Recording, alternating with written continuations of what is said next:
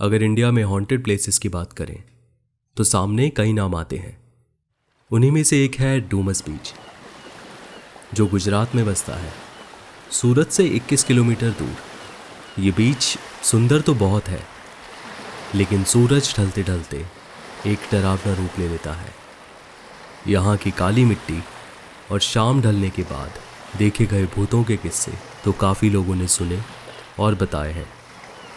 हमारी कहानी की शुरुआत होती है यहीं से, जब एक निडर लड़की निकलती है इन रहस्यमय कहानियों के पीछे का सच जानने और पहेलियां सुलझाने, जिसका जवाब किसी के पास नहीं था।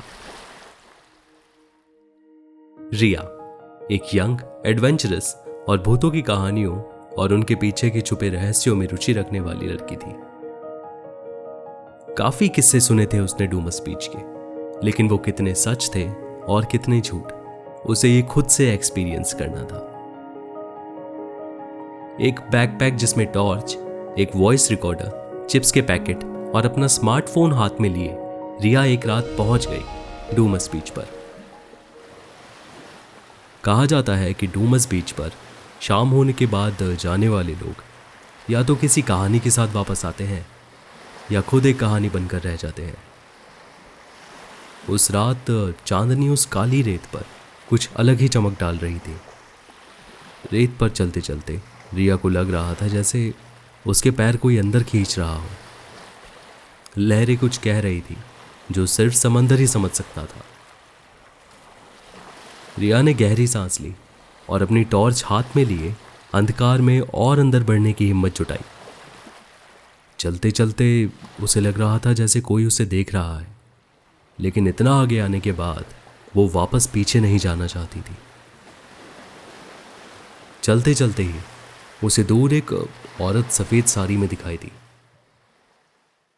नंगे पांव, उसके बाल उसके चेहरे को ढके हुए थे, तो उसका चेहरा देख पाना मुश्किल था।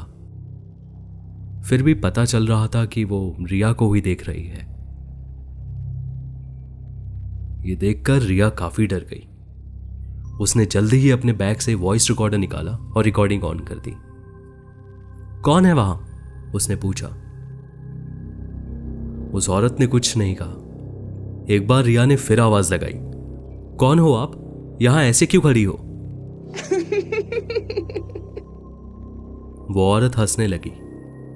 जब रिया ने उस औरत पर टॉर्च डाली तो रोशनी पड़ते ही वो हवा में एकदम से गायब हो गई,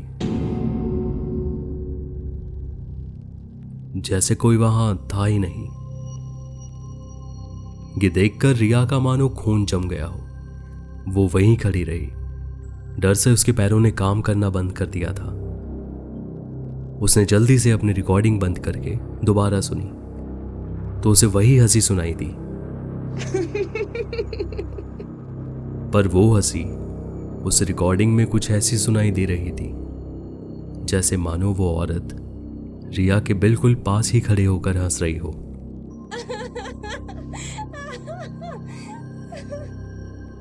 रिया का सर भारी होने लगा। उसने अपना रिकॉर्डर बैग में रखने के लिए बैग उतारना चाहा, लेकिन देखा तो ना वहां कोई बैग था और ना ही उसके हाथ में कोई रिकॉर्डर।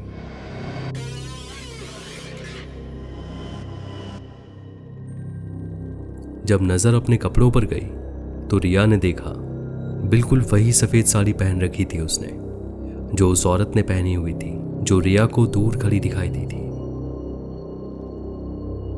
ना चाहते हुए भी रिया का शरीर उसका साथ छोड़ चुका था। अब अपने आप ही आगे चलने लगी थी वो। ये समझते हुए उसे देर नहीं लगी कि डूमस बीच ने रिया को अपना बना लिया था। एक अधूरी कहानी का पात्र बनकर रह गई थी वो, जो चलते चलते अपनी असल जिंदगी से कोसों दूर आ चुका था।